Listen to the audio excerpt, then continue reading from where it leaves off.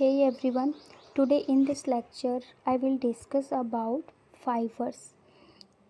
इस स्लाइड में introduction part include किया है, classification and it's sources, cotton and jute. Start करते हैं। फाइबर्स क्या हैं और इनका फार्मेसी में क्या यूज़ है। Fibres basically it is a hair like structure, ऐसे बालों की तरह इनका स्ट्रक्चर रहता है और ये सिलेंड्रिकल इन शेप में पाए जाते हैं। इसके अलावा इनका जो फार्मेसी में यूज है वो fibres are used in pharmacy as filtering media and are also used for dressings and sutures. Means कि फार्मेसी में इनका यूज़ जो किया जा रहा है वो फिल्टरिंग मीडिया यानी कि फिल्ट्रेशन के कामों में के लिए भी किया जा रहा है। दूसरा है ड्रेसिंग्स, जो पट्टियाँ होती हैं जैसे हॉस्पिटल्स में ब्लीडिंग वगैरह साफ़ करने के लिए पट्टियाँ होती हैं, वो किसकी बनी होती हैं, फाइबर्स की। ओके, स्यूचर्स यानी कि जो टाँके वगैरह लगाते हैं, धागे जो बने होते हैं वो भी फाइबर्स के रहते हैं। अब इनका जो क्लासिफिकेशन है इनको मेनली टू टाइप्स में डिवाइड किया है, natural and manufactured. Natural means जो नेचुरल सोर्स से हमें मिलते हैं, जैसे प्लांट और एनिमल्स जो हमें नेचुरल सोर्स से मिलेंगे, fibres which is called that is called natural fibres. Alright, manufactured fibres means जिनको बनाने के लिए हमें कोई केमिकल यूज़ करना पड़ेगा या फैक्ट्री वगैरह में बनाया जाता है जो, that is called manufactured fibres. Natural fibre के एग्जांपल देखते हैं यहाँ पे। जो नेचुरल फाइबर के एग्जांपल हैं cotton, wool and silk.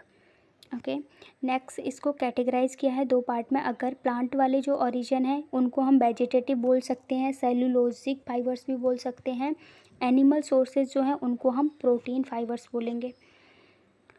Cellulosic fibre के एग्जाम्पल देख सकते हैं आप यहाँ पे, कॉटन और फ्लैक्स है। प्रोटीन फाइबर यानी कि एनिमल फाइबर के एग्जाम्पल हमें भेड़ से मिलता है वूल, और सिल्क वॉर्म से सिल्क मिलता है। एडवांटेज एंड डिसएडवांटेज देखते हैं। एडवांटेज, इनएक्सपेंसिव है कॉटन, लॉन्डर्सबेल, सॉफ्ट, एब्जॉर्बेंट और डाइज यानी कि सस्ता है, इजीली धुल जाएगा, सॉफ्ट रहता है, एब्जॉर्बेंट इजीली एब्जॉर्ब कर सकता है चाहे वाटर हो या फिर ब्लीडिंग वगैरह को। और डाइज वेल मीन्स इजीली आप कलर कर सकते हैं, अगर क्लॉथ बना रहे हैं तो एक कलर से दूसरे कलर में से कन्वर्ट करा सकते हैं। Wrinkles easily and soils easily.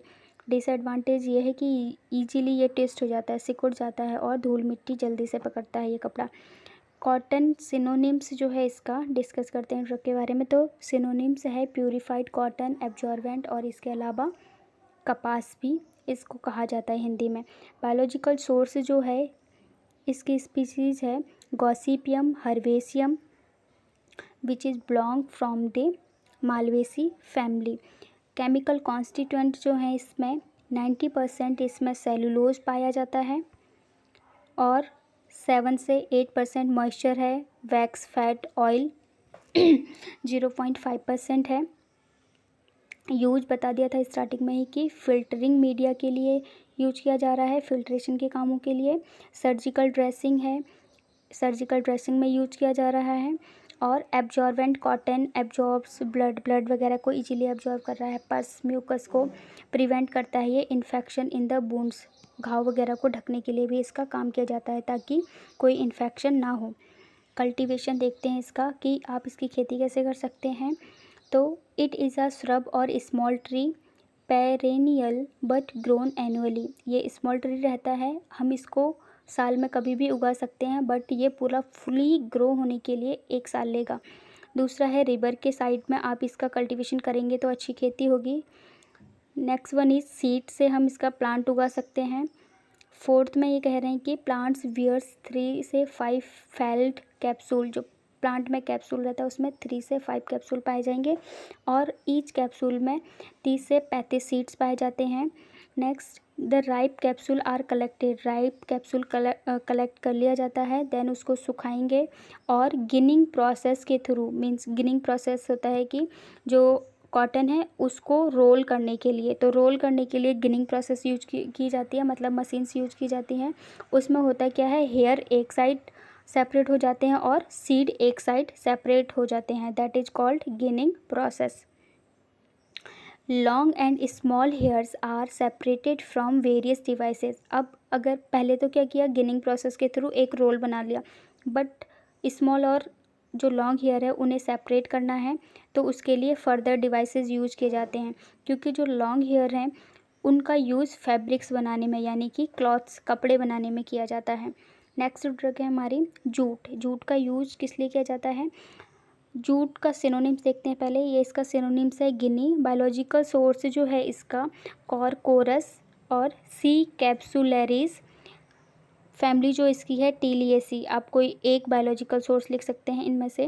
Chemical constituent हैं इसमें सेलुलोज है, हेमीसेलुलोज, लिग्निन। ओके, नेक्स्ट इसमें जो यूज है इसका यूज भी किया जाएगा making cloth for wrapping bales of raw cotton. जो जूट का यूज किया जा रहा है इसको रैप करने के लिए यानी कि कवर करने के लिए, जो रॉ कॉटन रहता है उनको कवर करने के लिए इसका यूज किया जाता है जूट का। जूट वगैरह के थैले आते हैं, यहाँ आप देख सकते हैं जूट के थैले बने हुए। आई होप लेक्चर समझ में आया होगा। Happy watching. Thank you for watching this.